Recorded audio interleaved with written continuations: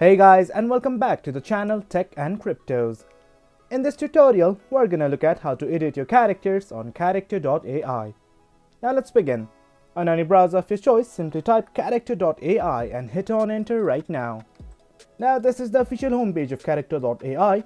What I want to do right now is simply hover over my profile, click on it, and click on this back to old site button. It's gonna redirect you to the old website of character.ai. Now again, I'm gonna go to my profile right here at the very top. Now if you're not there already, click on the character tab right here. These are the two characters that I had created. Simply click on the character profile button right here and you will be redirected to the character profile.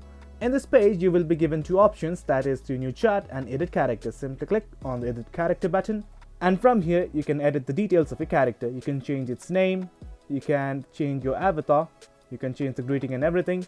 Scroll down and you will find lots of options by which you can edit the details.